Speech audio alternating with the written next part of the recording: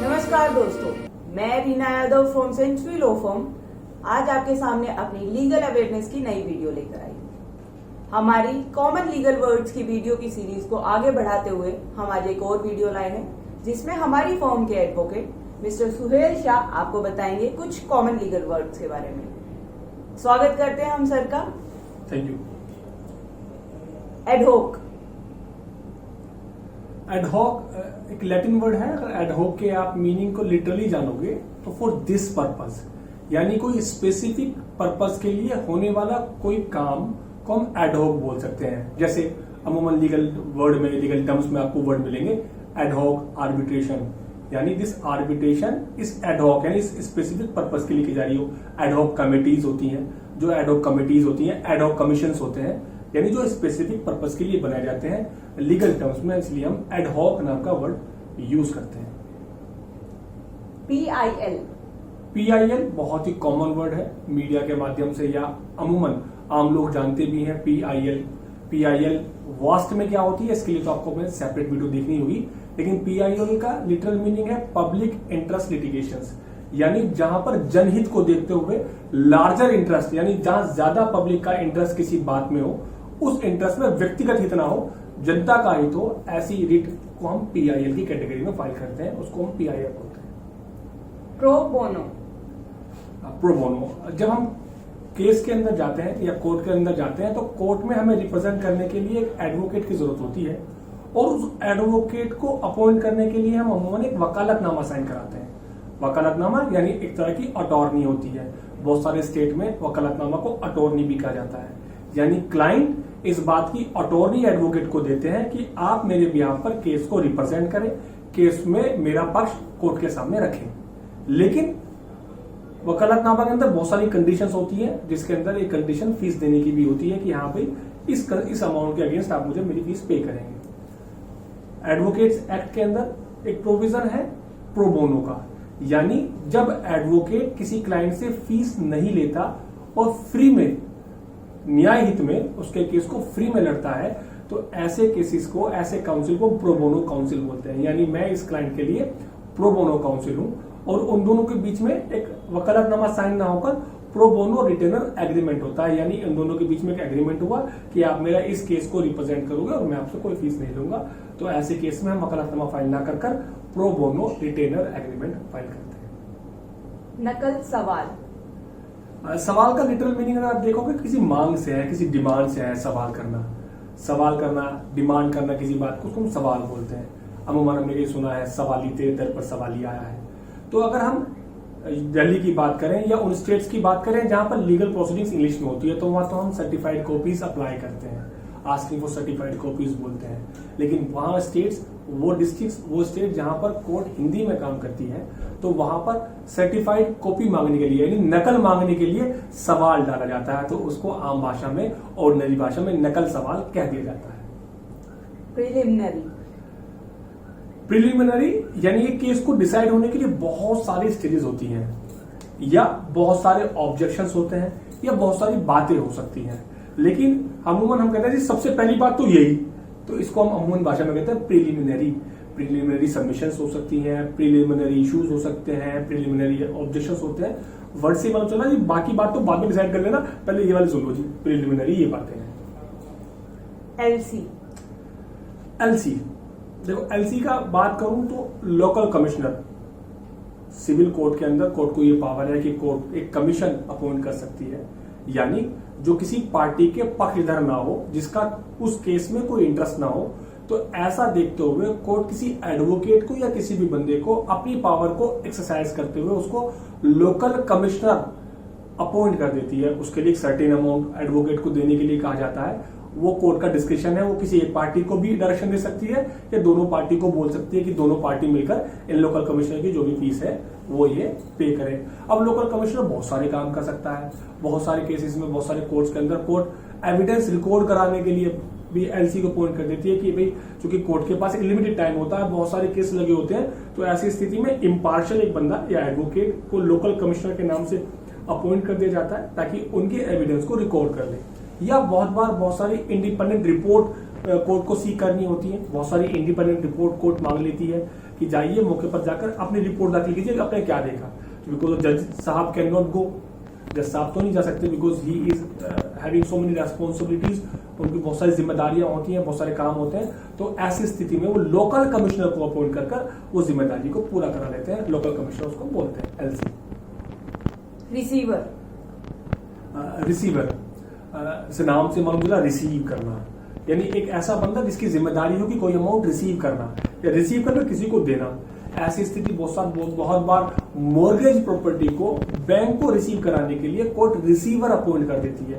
इसके लिए प्रोविजन है, रिसीवर कौन कौन से सेक्शंस में अपॉइंट होते हैं, रिसीवर की क्या क्या अथॉरिटीज हैं, किन किन कंडीशंस में रिसीवर अपॉइंट होते हैं। इसके लिए हम सेपरेट वीडियोस बना चुके हैं। एक सरफेसी के नाम से आपको हमारी वीडियोस मिलेगी जिसके अंदर रिसीवर अपॉइंट होते हैं, और एक आर्बिट्रेशन एक्ट है, आर्बिट्रेशन एक्ट की भी हम सब एक सेपरेट वीडियोस बना चुके हैं। उसके अंदर भी आपको वो मिल जाएगा रिसीवर कैसे अपॉइंट होते हैं। रिसीव का है मतलब वो पर्टिकुलर प्रॉपर्टी को रिसीव कर with the inventory it has to be handed over either to the court, या तो वो कोर्ट को उसको हैंड ओवर करेंगे या कोर्ट जिसको भी डायरेक्शन देगी कि इसको हैंड ओवर कर दो उसको हैंड ओवर कर दिए जाते हैं। ये रिसीवर एक एडवोकेट साहब भी हो सकते हैं या कोई इंडिपेंडेंट पर्सन हो सकता है।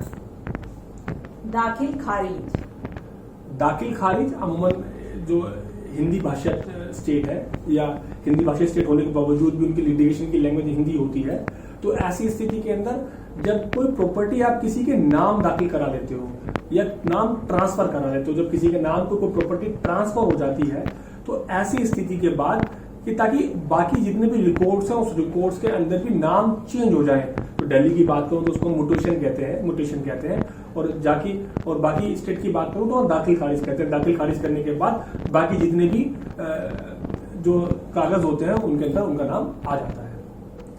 आर्बिट्रेटर, आर्बिट्रेटर को अगर डिटेल में आपको समझना है तो हम एक आर्बिट्रेशन रिकंसिलिएशन एक्ट के नाम से एक स्पेसिफिक वीडियो बना चुके हैं, जहां हमने कहा है कि सिविल कोर्ट के अंदर आपको चक्कर खाने की जरूरत नहीं है, बार बार कोर्ट आने की जरूरत नहीं है। एक आर्बिट्रेशन एक्ट के तहत आपके केस का निस्तारण हो सकता है। अब उस केस का निस्तारण करने वाले बंदे को, जिनको अमूमन और आम भाषा में हम जज साहब की कैटेगरी में फॉल करेंगे, पर उनको एक्ट की भाषा में आर्बिट्रेटर कहा जाता है, यानी एक बंदा जो दो पक्षों का निस्तारण कर रहा है, arbitrator. Amicus curiae, amicus curiae अमूमन टीवी पर या हमें देखना है कि बहुत बार हमने न्यूज़पेपर में बहुत बार सुना होगा कि सुप्रीम कोर्ट ने किसी पर्टिकुलर केस के अंदर अमिकस क्यूरी एक अपॉइंट कर दिया। अब होता क्या है, बहुत बार कोर्ट किसी, अगर मैं लिटरल वर्ड की बात करूं तो a friend of a court, यानी amicus curiae is a friend of a court, यानी एक कोर्ट का मित्र है। बहुत बार ऐसे लीगल पॉइंट्स आ जाते हैं जिस पर कोर्ट को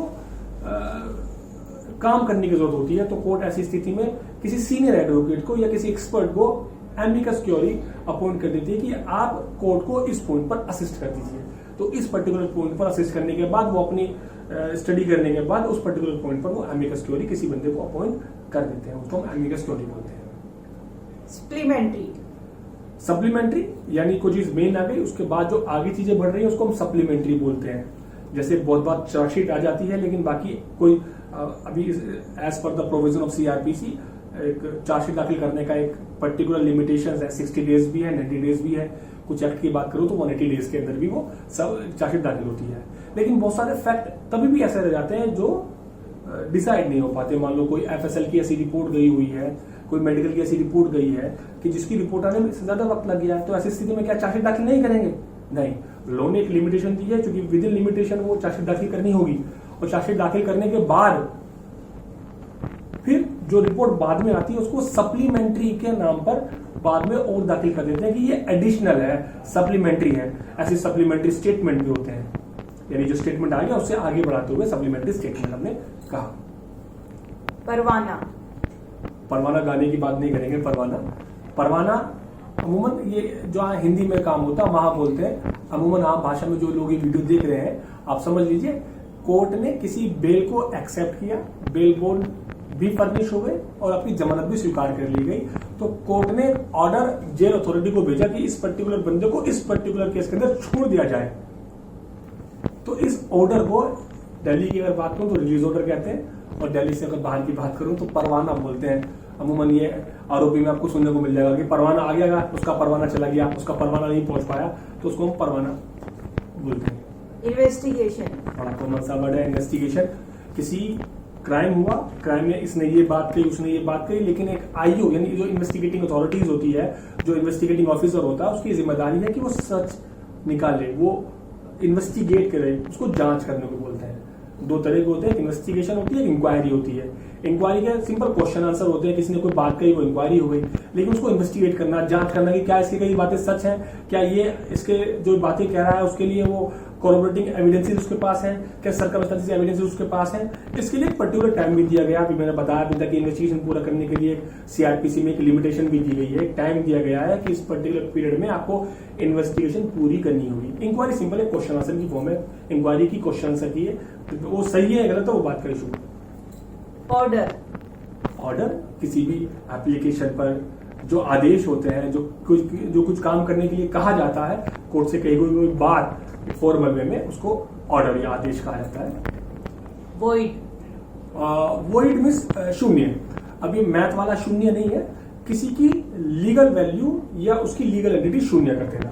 आपके मेरे बीच में कोई एग्रीमेंट होता है, आपके मेरे बीच में कोई बात होती है, लेकिन लो पॉइंट पे कोर्ट ने कहा कि भाई ये ऐसा हो ही नहीं सकता क्योंकि आप नाबालिग है, क्योंकि आप नाबालिग है। फॉर एग्जाम्पल आप नहीं है, लेकिन फॉर एग्जाम्पल अगर हम ऐसे कहते हैं कि भाई ये बच्चा, एक नाबालिग बच्चा ने एग्रीमेंट कोई कर लिया, ये दो नाबालिगों के बीच में कोई एग्रीमेंट हुआ, इट विल बी वॉइड। ये वॉइड कहलाएगा कि भाई जीरो है, इसकी कोई वैल्यू ही नहीं है, इसकी कोई वैल्यू नहीं है। या कोई इलीगल आपने कोई कर लिया कि भाई आप चोरी कीजिए, चोरी का जो माल आएगा आधा लेंगे, एग्रीमेंट कर लेते हैं। अब चोरी के माल का आप थोड़ी डिसाइड कर लेंगे, तो ये ऐसे एग्रीमेंट स्टार्टिंग से ही वॉइड है, या लीगल भाषा में उसको बोलेंगे वॉइड एब इनिशियो, यानी इनिशियल स्टेज से ही ये जीरो है, इनकी कोई वैल्यू नहीं है। वॉइडेबल यानी वॉइड तो नहीं है पर वॉइड एबल है, यानी इट कैन बी वॉइड। अगर कोई प्रोटेस्ट करे, कोई हवाले से पहले की अगर बात करूं तो नाबालिग से शादी करना एक वॉइडेबल मैरिज थी, लेकिन अगर मैरिज बालिग होने के बाद भी वो उसको वॉइड कराने के लिए कोर्ट में नहीं जा रही है, तो इट मे बी कंसीडर्ड कि ये अब शादी वॉइडेबल नहीं है, ये शादी वैलिड हो गई है। एक पर्टिकुलर लिमिटेशन दी गई है कि भाई जब आपको पता लगे तो इस स्थिति में आप इसको वॉइड कराने के लिए कोर्ट में अर्जी डाल सकते हैं कि भाई ये तब तो वॉइड नहीं थी पर वॉइडेबल थी, तो वॉइडेबल थी तो I have a right to agitate, मुझे अधिकार है कि मैं डेमोन्स्ट्रेट करूं, मैजिस्ट्रेट करूं, मैं कोर्ट में जाकर बोलूं कि भाई चूंकि ये कंडीशन प्रॉपर नहीं हो पाई इसलिए ये इसको वॉइड कर दिया जाए, तो ये वॉइडेबल है। वॉइडेबल की स्थिति में ये होता है जब एक पर्टिकुलर लिमिटेशन में मैं एजिटेट नहीं करता हूं तो वो ऑटोमेटिकली वैलिड मान लिया जाता है। वॉइड तो स्टार्टिंग से लेकर एंड तक वॉइड ही होती है। पैरोकार वैसे एक एडवोकेट भी किसी क्लाइंट का पैरोकार ही होता है, जो किसी केस की पैरवी करता है। बहुत बार ऐसा होता है कि किसी की फैमिली से कोई बंदा जेल में है, तो चूंकि वो जेल में है तो हर डॉक्यूमेंट्स को साइन करने के लिए वो अवेलेबल नहीं होता है, तो ऐसी स्थिति में उस केस की जो भी पैरवी कर रहा हो उस बंदे को हम लोग पैरोकार बोल देते हैं। बहुत बार उसके बिहार पर वकालतनामा भी कोर्ट के अंदर फाइल कर देते हैं, तो इसको हम पैरोकार बोलते हैं। डिक्री या काइंड ऑफ सर्टिफिकेट है, सिविल मैटर्स के अंदर जो कोर्ट ऑर्डर करती है उस ऑर्डर के अगेंस्ट एक सर्टिफिकेट देती है, एक डिक्री शीट देती है, तो वो डिक्री कहलाता है। अवार्ड अगर मैं ट्रिब्यूनल की बात करूं, डिक्री और अवार्ड लगभग सेम है, लेकिन ट्रिब्यूनल को एक डिक्री पास करने की पावर नहीं है, तो जो भी अमाउंट पे करने के लिए कोई बात कही जाती है उसको ट्रिब्यूनल की भाषा में, ट्राइब्यूनल की भाषा के अंदर हम अवार्ड बोलते हैं। जैसे वो MACT हो यानी मोटर एक्सीडेंट क्लेम ट्रिब्यूनल हो, या बाकी जो भी जितने भी ट्रिब्यूनल्स होती हैं, चाहे वो आर्बिट्रेशन वाली ट्रिब्यूनल हो, उन सब के अंदर जो भी ऑर्डर होगा, जो भी अमाउंट देने की बात होगी, वो डिक्री शीट ड्रॉ नहीं कर सकते, they have to pass an award, उसको अवार्ड बोलते हैं। Judgement conclusion of the case, trial के बाद जो फाइनल निकल के आता है, इसने ये कहा, उसने ये कहा, ये एविडेंस लीड करे, ये एविडेंस लीड करे, ये बातें फाइंडिंग आई, ये इश्यूज बने, और कुल मिलाकर कोर्ट की ओपिनियन ये है, इसे जजमेंट बोलते हैं, फाइनल डिसीजन या फाइनल आदेश। इंजंक्शन की अगर बात करूं तो it is a official order of a court. ये कोर्ट का एक ऑफिशियल ऑर्डर है टू डू समथिंग और to not to do something, यानी किसी को ये आदेश करना ये काम करो या ये काम मत करो। ऐसे ऑर्डर को पास करने के लिए हम कोर्ट के अंदर इंजंक्शन डालते भी हैं। वो परमानेंट की फॉर्म में भी होता है, मैंडेटरी की फॉर्म में भी होता है। हम कोर्ट से सीख करते हैं, कोर्ट से मांगते हैं कि भाई परमानेंट इंजंक्शन या मैंडेटरी इंजंक्शन, यानी ये काम करने के लिए कह दिया जाए, इसको या ये काम करने से रोक दिया जाए, इसके लिए इंजंक्शन हम कोर्ट के अंदर फाइल करते हैं। स्टेटस क्वो स्टेटस को जैसे आम भाषा में बोलते हैं स्टे मिल गया, स्टे मिल गया, स्टे मिल गया। अमूमन देर आर दो बातें होती हैं। स्टे एक वाइड फॉर्म नहीं है, स्टे किसी काम को ना करने से रोकना है, और स्टेटस को ये है ना मैं तुम्हें कोई काम करने के लिए कह रहा हूं और ना आपको किसी काम करने से रोक रहा हूं। जो स्थिति है यथा स्थिति बनाकर रखेंगे, जो जहां है जैसा है जिस स्थिति में है इस स्थिति को मेंटेन रखो। तो बहुत बार कोर्ट ऑर्डर कर देती है कि प्लीज मेंटेन दिस स्टेटस को, क्योंकि एक पक्ष बहुत सारे एलिगेशंस लगाता है, दूसरा पक्ष को डिफेंड करता है, वो बोलता है ये स्थिति नहीं है। तो ऐसी कोर्ट बोलती है कि ठीक है इसको हम डिसाइड कर लेंगे, लेकिन मीनवाइल आप स्टेटस को मेंटेन कर रखेंगे, यानी मीनवाइल जो भी स्थिति मौके पर है उसी स्थिति को बरकरार रखेंगे। तलबाना, तलबाना जैसे अमूमन कोर्ट में बोलते हैं कि इस व्यक्ति को वहां कोर्ट ने तलब कर लिया है, तो तलब करने के लिए तलबाना भेजा जाता है। इंग्लिश में हम लोग समन बोल सकते हैं, जैसे तलब करने के लिए तलबाना दे दिया जाता है, या तलब करने के लिए हम तलबाना भेजते हैं, तो तलब करने के लिए तलबाना होता है, प्रोसेस फीस होती है एक तरह की। डिक्लेरेशन मतलब कोई चीज को डिक्लेयर कर देना। बहुत सारे डॉक्यूमेंट्स ऐसे होते हैं जिनको डिक्लेयर कराने के लिए हम कोर्ट के अंदर अर्जी लगाते हैं, या बहुत सारी स्थिति ऐसी होती है, बहुत सारी चीजें ऐसी होती हैं जिनको डिक्लेयर कराने के लिए हमें कोर्ट में अर्जी डालनी होती है, और आपका केस के गुण दोष देखने के बाद, यानी आपके केस की मेरिट देखने के बाद कोर्ट उसे डिक्लेयर कर देती है। वो क्या डिक्लेयर करती है आपकी प्रेयर पर डिपेंड करता है कि आप उसको क्या डिक्लेयर कराना चाहते हैं। आप चाहते हैं कि मैं जी ये डिक्लेयर कर दीजिए ताजमहल मेरा है, yes go file the case, declare हो सकता है। क्या डिक्लेयर होगा? पब्लिकेशन जो चीज पब्लिश की जाए उसको हम पब्लिकेशन बोलते हैं। हम न्यूज़पेपर के अंदर कुछ चीज पब्लिश की जाती है उसे पब्लिकेशन कहा जाता है। जो चीज पब्लिश की जाए, पब्लिश से ही ये वर्ड पब्लिकेशन आया है, पब्लिकेशन। पास ओवर, दिल्ली में आपको ये वर्ड अमूमन आमतौर से बहुत बार मिल जाएगा, पास ओवर। जब जो मेन काउंसिल होते हैं या कोई वक्त कोई स्थिति ऐसी आती है कि जब अभी at this moment, particular moment case की सुनवाई पॉसिबल नहीं है, चाहे वो मेन काउंसिल अवेलेबल नहीं है या पर्टिकुलर चीज जो रिक्वायर्ड है उस केस की हियरिंग के लिए, तो अगर उसमें 10-15 मिनट, आधा घंटा, 1 घंटा, 2 घंटा या काउंसिल किसी और कोर्ट में बिजी है, तो ऐसे में हम कोर्ट से रिक्वेस्ट कर लेते हैं कि जनाब, क्योंकि यहाँ पर कॉज लिस्ट यानी एक सीरियल वाइज नंबर चलते हैं, जो कॉज लिस्ट होती है यानी एक सीरियल वाइज नंबर चलते हैं, तो हम कहते हैं जनाब अभी क्योंकि ये मैटर इस स्टेज पर अभी इस पर्टिकुलर मोमेंट पर सुनना पॉसिबल नहीं है, because of this reason please इसको पास ओवर कर दीजिए, यानी इसको छोड़ते हुए बाकी केसेस आप ले लीजिए, इसको हम बाद में ले लेंगे। या पर्टिकुलर टाइम बहुत बार हम डिमांड कर लेते हैं कि साहब प्लीज इसको 12 बजे सुन लीजिएगा, प्लीज इसको 2 बजे सुन लीजिएगा, या पर्टिकुलर टाइम की डिमांड कर लेते हैं। कोर्ट अपनी कन्वीनियंसी के एतबार से आपको पास ओवर ग्रांट कर देती है, ये बहुत बार मना भी कर देती है। अगर कोर्ट को लगता है कि भाई ये सिंपल सिर्फ एक टैक्टिस है डिले करने की, बहुत बार मना भी कर देती है। वैसे अमूमन आमतौर पर पास ओवर अगर आप सीख करें एक वैलिड ग्राउंड पर, तो कोर्ट अमूमन इंक्लाइंड रहती है और कोर्ट अमूमन आपको वो पास ओवर दे देती है। नल एंड वॉइड, नल है, जीरो है, वॉइड है, जीरो है। कोई भी डॉक्यूमेंट नल वॉइड कराना है, आपको स्थिति डिक्लेयर करानी है कि इसकी कोई वैल्यू नहीं है, जीरो है, ये नल वॉइड है। अदम पैरवी, अदम पैरवी जैसे मैं बता रहा था कि पैरोकार पैरवी करते हैं और जो पैरवी पूरी नहीं कर पाते वो आधी रह जाती है, अदम रह जाती है, कम रह जाती है।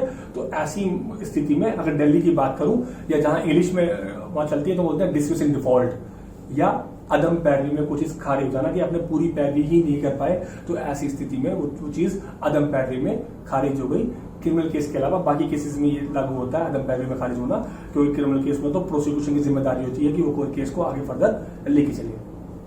एडजॉर्न, साइन डाई, दो अलग बातें हैं, एडजॉर्न करना और साइन डाई करना। हालांकि दोनों हैं एक ही खानदान से। किस तरह से है? एडजॉर्न का मतलब होता है कि आज पर्टिकुलर डेट पर मैं उसको, एडजॉर्न मतलब स्थगन करना, आज पर्टिकुलर डेट पर बिकॉज ऑफ XYZ रीजन आज ये हियरिंग पॉसिबल नहीं है, इसको कोई और डेट के लिए स्थगित कर दी जाए, एडजॉर्न कर दी जाए। क्या आपने अमूमन जो फिल्मी ड्रामा देखा होगा, कोर्ट रूम ड्रामा, उसमें हमेशा बोलते भी है द कोर्ट इज एडजॉर्न, यानी कोर्ट को स्थगित कर दिया गया किसी और डेट के लिए, हम एडजॉर्न बोलते हैं। एडजॉर्न करते वक्त नेक्स्ट डेट दे दी जाती है, लेकिन बहुत बार स्थिति क्लियर ही नहीं होती कि इसे कब तक एडजॉर्न करें, समझ में ही नहीं आ रहा क्या करें। तो ऐसी स्थिति में जिसमें बिना डेट डाले फाइल को एक कोने में रख दिया जाता है, केस खत्म नहीं हुआ है लेकिन एक बिना डेट डाले उसमें रख दिया गया है, या उसे कहते हैं साइन डाई है, मतलब मरा तो नहीं है, अभी उसमें सांस है, लेकिन वो पर्टिकुलर स्थिति जब पैदा हो जाएगी तो केस दोबारा शुरू हो जाएगा। तो ऐसी स्थिति में वो केस साइन डाई हो जाता है। नोटरी, नोटरी में अपना एक नोटरी एक्ट भी है। नोटरी एक्ट के अंतर्गत कोर्ट या हमारी अथॉरिटीज या हाई कोर्ट कुछ ऐसे बंदों को लाइसेंस देती है जिनके सामने ये जो इस बात का प्रूफ होता है कि पर्टिकुलर डॉक्यूमेंट्स को पर्टिकुलर बंदे ने मेरे सामने साइन किया है, तो वो एक नोटरी स्टैंप लगाते हैं और साइन करते हैं। अमूमन दोस्तों दो तरह के होते हैं, एक वो जिन पर सिंपल मोहर होती है, इसकी कोई रजिस्टर एंट्री नहीं होती है, पर एज पर दी लॉ और एज पर दी एक्ट आपको रजिस्टर की एंट्री नंबर लेना जरूरी होता है, ताकि आपको ये पता रहे कि इस पर्टिकुलर डॉक्यूमेंट्स रजिस्टर्ड हुआ है, इसकी एक एंट्री रजिस्टर में मौजूद है। जो नोटरी पर्सन है उनके एक रजिस्टर मेंटेन करते हैं, वहां पर उनके साइन और रजिस्टर मिल जाएगा। अटेस्ट, नोटरी जो स्टैंप करते हैं और साइन कर देते हैं उसे अटेस्टेशन बोलते हैं, अटेस्ट कर देना। हम हमेशा बार हम बोलते भी हैं, एग्जाम के टाइम में आपने देखा भी होगा, हम सेल्फ अटेस्ट करते हैं, अटेस्ट कर देना, कोई चीज प्रमाणित कर देना, अटेस्ट कर देना। सेल्फ अटेस्ट भी होता है, बहुत बार गजेटेड ऑफिसर से हम कहते हैं अटेस्ट कराना है, या नोटरी पर्सन किसी बात को अटेस्ट कर देता है। कन्फेशन, कन्फेशन बॉक्स भी होता है। क्रिश्चियंस की अगर मैं बात करूं तो वहां पे कन्फेशन बॉक्स भी होता है। और लॉ की बात करूं, अपने जुर्म को, अपने जो जुर्म आपने किया उस जुर्म को स्वीकार कर लेना, कन्फेस कर लेना, उसको कन्फेस करना बोलते हैं। वैसे बता दूं, पुलिस के सामने कोई भी कन्फेशन की कोई वैल्यू नहीं है एज पर द लॉ, लेकिन अगर मजिस्ट्रेट के सामने आप एक प्रोविजन है उसके अंदर अगर आप कन्फेस कर लेते हो तो वो कन्फेस कर लिया आपने, गिल्टी प्लीड कर लिया है, कन्फेस कर लिया है, तो आप वो आपके खिलाफ जो भी उचित आदेश होगा वो पारित करेंगे। आप ट्रायल की जरूरत नहीं, क्योंकि आपने पहले ही अपना जुर्म पूरे होशो-हवास में मजिस्ट्रेट साहब के सामने कन्फेस कर लिया है। एडमिशन, एडमिशन का मतलब स्कूल में दाखिले से कतई नहीं है। एडमिशन का मतलब होता है कोई बात को स्वीकार लेना, इसे हम भाषा में बोलते हैं एडमिट कर लेना। वैसे स्कूल की बात करो तो वहां भी जब हमने कोई अर्जी डाली कि जनाब मेरे बच्चे का दाखिला करा दीजिए, तो वो भी आपको हाँ कर देते हैं, स्वीकार कर लेते हैं, एडमिट कर लेते हैं, इसलिए आपको एडमिशन दे दिया जाता है। लेकिन हमारे मन में ऐसी धारणा है कि एडमिशन का मतलब दाखिला हो जाना होता है। सिर्फ दाखिला नहीं होता है, वर्ड में बहुत सारे मीनिंग होते हैं। यहाँ कोर्ट की भाषा में अगर बात करें तो एडमिशन का मतलब स्वीकार करने से होता है और डिनायल का मतलब मना करने से होता है। आपकी वीडियो भी आई थी जिसमें आपने बताया था कि एडमिशन डिनायल से जो सिविल प्रोसीजर होता है उसके अंदर एक स्टेज भी होती है जहां हम किसी डॉक्यूमेंट्स को एडमिट और डिनाई करते हैं कि हाँ जी मैं इस डॉक्यूमेंट को तो मान लेता हूं, इस डॉक्यूमेंट को नहीं मानता।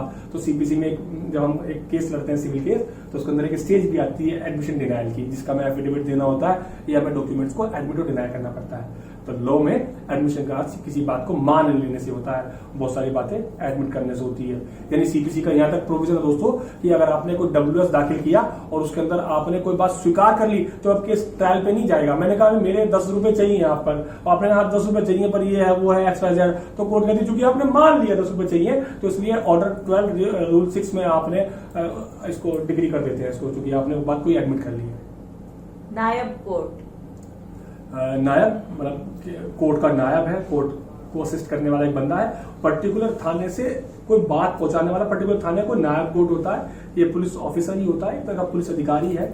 अधिकारी मतलब छोटे रैंक के पुलिस ऑफिसर्स होते हैं, पुलिस पर्सनल होते हैं ये, और ताकि कोई भी कोर्ट का ऑर्डर है उस पर्टिकुलर थाने तक पहुंचाना और थाने की कोई भी रिक्वेस्ट कोर्ट तक लाना। एक तरह का डाकिया कहो, लेकिन ये एक अप्रोप्रिएट वर्ड नहीं है डाकिया कहूंगा तो। उनके एक पर्टिकुलर पोस्ट है नायब कोर्ट जो कोर्ट को असिस्ट करते हैं पर्टिकुलर थाने के लिए। अहमद, अहमद की बात करूं, जैसे अगर जो दिल्ली से अलग स्टेट है वहां की बात करूं तो वहां जो बाबू होते हैं, जो जहां फाइलें रखी जाती हैं, जो केस का निस्तारण हुआ ये कोर्ट के अंदर फाइलें हैं। इसके अलावा बाकी फाइलें किसके पास है? जो क्लर्क के पास है, जिसको वहां पर क्लर्क कह दिया जाता है, और हमारे यहाँ पर उसको अहमद कह दिया जाता है, जहां पर पूरी फाइलें जो रनिंग फाइलें होती हैं वो रिकॉर्ड मेंटेन हो रखा है, उसको हम अहमद बोलते हैं। उस बंदे की जिसकी ड्यूटी लगी है अहमद होता है, उसके नीचे असिस्टेंट अहमद होते हैं। प्रोक्लेम्ड ऑफेंडर, प्रोक्लेम्ड ऑफेंडर, जब पुलिस क्रिमिनल केसेस के अंदर पुलिस कोर्ट किसी को बुलाती है कि आइए वारंट इशू हो गया, लेकिन वो वारंट भी अवॉइड कर रहे हैं, वो वारंट एग्जीक्यूट नहीं हो पा रहे, वो अरेस्ट नहीं हो पा रहा। उसके बाद कोर्ट 82 की प्रोसीडिंग करती है, बोलती है उसकी प्रॉपर्टी को अटैच कर दिया जाए, जिसको आम भाषा में कुर्की बोलते हैं कि कुर्की करा दी है, प्रॉपर्टी भी उसके पास कोई नहीं है। तो ऐसी स्थिति में क्या करती है कोर्ट, एक पब्लिश कराने के बाद एक पूरा प्रोसीजर है, उसको अडॉप्ट कराने के बाद उस पर्टिकुलर बंदे को प्रोक्लेम्ड ऑफेंडर डिफाइन कर देती है। यानी ये बंदा पीओ डिक्लेयर हो गया है, आम भाषा में पीओ बोल देते हैं, ऐसे पूरा वर्ड है प्रोक्लेम्ड यानी घोषित ऑफेंडर, दोषी। क्योंकि इसने कोई और दोष किया हो या ना किया हो, ये वाला दोष जरूर कर दिया कि वो कोर्ट के सामने नहीं आया, वो प्रोक्लेम्ड ऑफेंडर हो गया। और ऐसी स्थिति में अगर आप अरेस्ट हो जाते हैं बाद में, तो एक तो आपका अरेस्ट होने से पहले एंटीसिपेटरी का राइट खत्म हो जाता है, आप एंटीसिपेटरी बेल नहीं लगा सकते, यानी बाहर से बाहर की जो बेल का प्रोविजन है वो खत्म हो जाता है। इसके अलावा प्रोक्लेम्ड ऑफेंडर होने के बाद आईपीसी के सेक्शन 174A का एक सेक्शन या तो आपकी चार्जशीट में दाखिल हो जाता है एडिशनल, या आपको एक सेपरेट एफआईआर 174A के लिए बन जाता है, एक ऑफेंस बन जाता है। प्रिजाइडिंग ऑफिसर किसी भी कोर्ट के अंदर, किसी भी ट्रिब्यूनल के अंदर जो ऑफिसर होते हैं, जो सुनते हैं, जो उस सीट को होल्ड कर रहे हैं, उसको प्रिसाइडिंग ऑफिसर बोलते हैं। कभी कभी छुट्टी पे मिलेंगे तो आपको ऑर्डर मिलेगा London PO is on leave, तो पीओ प्रिसाइडिंग ऑफिसर जो उस कोर्ट को प्रिसाइड कर रहे हैं, उनको पीओ की भाषा में बोलते हैं। रीडर और एलमन में वही है कि अभी एलमन बताया था आपको, एलमन का मतलब जो केस नहीं चल रहे उन फाइल की देखरेख करने वाला बंदा, उन फाइल को रखने वाला या उस फाइल को कोर्ट तक पहुंचाने वाला। लेकिन कोर्ट के बाद कॉज लिस्ट के एतबार से जज साहब के सामने फाइल पेश करने वाले, जिसको गैर इंग्लिश वाले राज्य हैं जहां इंग्लिश में काम नहीं होता वहां पर उनको हम लोग पेशकार बोलते हैं। उनका काम फाइल को पेश करने का होता है। अगर दिल्ली की बात करूं तो उनको हम रीडर बोलते हैं, ताकि वो जज साहब के सामने फाइल को पेश कर दे और जो भी जज साहब का ऑर्डर किसी के लिए है तो उसको वो नथी करके फिर एडमिट को देते देते हैं। स्टेनो जहां स्पीकिंग ऑर्डर्स होते हैं वहां स्टेनो जज साहब से निकले गए ऑर्डर को टाइप करने वाला जो बंदा होता है उसको हम लोग स्टेनो बोलते हैं। स्टेनोग्राफर पूरा वर्ड है स्टेनोग्राफर, तो शॉर्ट में हम लोग स्टेनो बोलते हैं। कंज्यूमर की डेफिनेशन कंज्यूमर एक्ट में पूरी दी गई है, लेकिन आम भाषा में आप समझे, जब आप कोई सर्विस या कोई गुड्स को अपने पर्सनल बेनिफिट्स के लिए कंज्यूम करते हैं तो आप कंज्यूमर की कैटेगरी में फॉलो होते हैं, और फिर कंज्यूमर को जो बेनिफिट्स हैं वो आपको मिलेंगे। कंज्यूमर रेड्रेसल फोरम भी है, कंज्यूमर डिस्प्यूट रेड्रेसल फोरम भी है, जहां पर आप कंज्यूमर की हैसियत से जाते हैं। तो पहले वहां जाने के लिए आपको कंज्यूमर बनना पड़ता है। कंज्यूमर क्या होता है, कैसे होता है, इसके लिए आपको सेपरेट वीडियोस देखनी होगी। Tribunal particular type of cases को डिसाइड करने के लिए पर्टिकुलर ट्रिब्यूनल्स को एस्टैब्लिश किया गया है एज पर द लॉ। जैसे मैं अगर बात करूं मोटर एक्सीडेंटल क्लेम, यानी जो मोटर एक्सीडेंटल क्लेम जितने भी केसेस होंगे वो नॉर्मल कोर्ट में जाकर इसकी ट्रिब्यूनल्स के पास जाएंगे। तो इनके लिए हमारे यहाँ ट्रिब्यूनल एस्टैब्लिश है, पूरे भारत में एस्टैब्लिश है, तो उनको हम लोग MACT बोलते हैं, मोटर एक्सीडेंटल क्लेम ट्रिब्यूनल। ऐसे आर्बिट्रेशन बोले तो उसको लोग आर्बिट्रेशन प्रोसीडिंग की जगह आर्बिट्रेशन ट्रिब्यूनल है, क्योंकि पर्टिकुलर सिर्फ आर्बिट्रेशन का वो काम कर रही है। ऐसे अगर मैं बात करूं NCLT, that is also a tribunal. जो ट्रिब्यूनल है वो भी एक, माफी चाहूंगा, ट्रिब्यूनल है वो भी है नेशनल कंपनी लॉ ट्रिब्यूनल, वो कंपनीज के डिस्प्यूट्स को देखती है। तो इनको हम लोग पर्टिकुलर और स्पेसिफिक रीजन के लिए, केसेस के लिए स्टैब्लिश की गई जो भी फोरम है, जो भी ट्रिब्यूनल्स है, उनको ट्रिब्यूनल्स बोलते हैं। DRT है, डेब्ट रिकवरी ट्रिब्यूनल्स, उसके लिए हम सेपरेट वीडियोस बना चुके हैं। हमारे चैनल को अभी तक आपने सब्सक्राइब नहीं किया है, जाइए, आपको प्लेलिस्ट में आपको आपके मन के लॉ के रिगार्डिंग जितने भी सवाल हैं, आपको सब बातों का जवाब आपको हमारी प्लेलिस्ट में मिल जाएगा। ट्राइपार्टीट एग्रीमेंट। ट्राई-पार्टी एग्रीमेंट अमूमन एग्रीमेंट दो लोगों के बीच में होता है, A पार्टी और B पार्टी। लेकिन जब तीन लोगों के बीच में कोई एग्रीमेंट होता है, आमतौर पर जब आप बिल्डर बायर एग्रीमेंट देखोगे तो उसके अंदर बैंक, बिल्डर और बायर, तीन लोगों का एग्रीमेंट होता है अमूमन। तो ऐसे एग्रीमेंट को हम लोग ट्राई पार्टी यानी तीन पार्टी एग्रीमेंट है, तीन पार्टी है इसके अंदर, एक पार्टी नहीं है, तीन पार्टी है, तो ऐसे एग्रीमेंट को हम लोग ट्राई पार्टी एग्रीमेंट बोलते हैं। Consent degree. कंसेंट मतलब इच्छा से, कंसेंट का मतलब होता है कुछ इच्छा से होना। कंसेंट डिग्री, डिग्री भी बताया, डिग्री क्या होता है, यानी एक ऑर्डर में पास होने के बाद एक सर्टिफिकेट डिग्री, जब दो लोगों के बीच में कोई केस डला लेकिन बाद में किसी वो सेटल हो गया है, अब दोनों की सहमति से कोई ऑर्डर कोर्ट पास कर रही है, तो ऐसे ऑर्डर के बाद जो डिग्री ड्रॉ होती है, ऐसी डिग्री को हम लोग कंसेंट डिग्री कहते हैं। और आपको बता दूं कि अगर ऐसी डिग्री पास होती है तो ऐसी डिग्री के खिलाफ जाने के लिए आपके पास कोई प्रोविजन नहीं है, आप ऐसी डिग्री को चैलेंज नहीं कर सकते, वो कंसेंट डिग्री ही कहलाती है। Consent degree can not be challenge, because ये तो आपकी इच्छा से बनी गई ऑर्डर है। ये थोड़ी आपने मैटर आज सेटल किया कोर्ट के अंदर, कोर्ट ने डिग्री कर दी, कल आप मैं चैलेंज करूंगा, है ना। आज एक्सेप्ट कर रहे हो कोई बात, कंसेंट कर रहे हो, तो आज कोई डिग्री ड्रॉ हो रही है तो कंसेंट डिग्री है वो। मीडिएशन। मीडिएशन के लिए बहुत जल्द आपको हमारी एक सेपरेट वीडियोस मिलने वाली है, जिसमें मीडिएशन की पूरी प्रोसीडिंग्स आपको देखने को मिलेगी। लेकिन मीडिएशन का अर्थ है मध्यस्थता होना, दो बंदों के बीच में बैठकर बात होना, भाई बताओ भाई ये बातें होनी है। मीडिएशन और काउंसलिंग में थोड़ा सा अंतर यह है, मीडिएशन में दो बंदे अपनी मर्जी से बातें तय कर रहे हैं, इसको मीडिएशन बोलेंगे। काउंसलिंग के अंदर एक बंदे के अंदर भड़ास है, और उसे जो काउंसलर है वो बैठ के बता रहा है, देखो भाई ये गलत बात है, ये ठीक बात है, इससे ये फायदा होगा, ये नुकसान होगा, ये बेहतर है, ये नुकसानदायक है, उसे काउंसलिंग बोलते हैं। तो मीडिएशन का मतलब दो बंदे बैठ के अपना आप अपनी मर्जी से बताओ जी तुम्हें क्या तय करना है, ये तय कर रहे हैं वो मीडिएशन है। और काउंसलिंग का मतलब है एक बंदा सेपरेट सेशन करता है वो कोर्ट के अंदर। अगर फैमिली डिस्प्यूट्स की बात करूं तो वहाँ काउंसलर है जो ये डिसाइड करते हैं कि अच्छा ये डिस्प्यूट है, देखो इसमें कुछ नहीं रखा है, इसमें ये है वो है, मतलब आपके माइंड को, आपके मन को, आपके भ्रम को या आपको अच्छे कूल कर आपको आपका परिवार बसाने की कोशिश करेंगे, या किसी भी चीज में हम लोग काउंसलिंग करने की कोशिश करेंगे। अपील कोर्ट का कोई भी ऑर्डर जिसके खिलाफ आप जाना चाहते हो हायर कोर्ट के अंदर कि इस ऑर्डर कोर्ट ने मुझे अच्छा मैं सेटिस्फाई नहीं हूं इस ऑर्डर से, ऑर्डर तो आ गया है लेकिन भाई ऑर्डर आया है इंसाफ नहीं हुआ है, एक पार्टी को लगता है तो वो उस पार्टी उस कोर्ट के खिलाफ उसकी हायर कोर्ट में जाकर अपील का प्रोविजन है। अपील और रिवीजन दोनों ही एक कैटेगरी में फॉलो होते हैं। अपील और रिवीजन कुछ में अपील लाए होती है, कुछ में रिवीजन लाए होती है, तो वो किसी कोर्ट के ऑर्डर को हायर कोर्ट में चैलेंज करने का नाम है। रिव्यू अमूमन हायर कोर्ट को नहीं कह रहा हूं मैं, उसी कोर्ट को बोल रहा जी आप ही देख लो, आपने ये चीज छोड़ दी तो सुन नहीं दिया आपने ये ऑर्डर पास कर दिया पर आप ये पर्टिकुलर चीज को देख ही नहीं पाए, इसको रिव्यू बोलते हैं। अपील और रिवीजन में हम हायर कोर्ट के अंदर जाते हैं, रिव्यू के अंदर हम उसी कोर्ट के अंदर कहते हैं जनाब एक बार प्लीज एक बार दोबारा देख लो, आप ये चीज तो आपने ऑर्डर में ये चीज लिख दी, आपने ये चीज तो कंसिडर की नहीं, अगर आप ये चीज मान ले तो शायद ये बेहतर हो जाता। SLP अमूमन आपको सुप्रीम कोर्ट में सुनने को मिलेगा। SLP की फुल फॉर्म अगर मैं बताऊं तो स्पेशल लीव पिटीशन है, यानी कोर्ट की लीव है, कोर्ट से एक परमिशन है किसी पर्टिकुलर केस को प्रोसीड करने के लिए। डिटेल में आपको वीडियो आगे देखनी होगी। इंटरलोकेटरी ऑर्डर्स एक पर्टिकुलर बेनिफिट्स के लिए आप कोर्ट में कोई केस डालते हैं कि भाई ये केस का निस्तारण यहाँ होगा, लेकिन उसके दौरान हर डेट पर कुछ ना कुछ ऑर्डर कोर्ट के होते रहते हैं या किसी ने कोई एप्लीकेशंस लगाए, उनको हम लोग इंटरलोकेटरी ऑर्डर्स बोलते हैं। इंटरलोकेटरी ऑर्डर्स यानी जो डेली बेसिस में ऑर्डर होते हैं, इंटरलोकेटरी की ऑर्डर की जो पूरी डेफिनेशन है वो किसी जजमेंट में भी कई जजेस में बता रखे हैं कि कौन से ऑर्डर को इंटरलोकेटरी ऑर्डर्स बोलेंगे, क्योंकि इंटरलोकेटरी ऑर्डर के खिलाफ कोई रिवीजन लाई नहीं होती है। सिंपल इंटरलोकेटरी ऑर्डर से आप खुश नहीं है तो you have to go to the high court, आपको रिट एक्सरसाइज करनी पड़ेगी, वरना कोई ऑर्डर आप रिवीजन में चैलेंज नहीं कर सकते हैं। और पूरा बार्ड कर रखा है कि इंटरलोकेटरी ऑर्डर, क्योंकि आप हर ऑर्डर को हर डेट के ऑर्डर को अगर चैलेंज करने लगे तो प्रोसीडिंग कैसे पूरी होगी, तो इसलिए इंटरलोकेटरी ऑर्डर को आप चैलेंज नहीं कर सकते, ये एक लॉ का प्रोविजन है। अब इंटरलोकेटरी ऑर्डर कौन से, तो डेफिनेशन बहुत वास्ट है। सिंपल जो आम भाषा में डेली होने वाले ऑर्डर हैं, छोटी मोटी एप्लीकेशन में जो ऑर्डर पास किए जाते हैं उसको इंटरलोकेटरी ऑर्डर बोलते हैं। तो केस का निस्तारण है वो ऑर्डर जजमेंट से, वो पूरी पाकर जजमेंट से। तो आज की हम अपनी ये वीडियो यही खत्म करते हैं।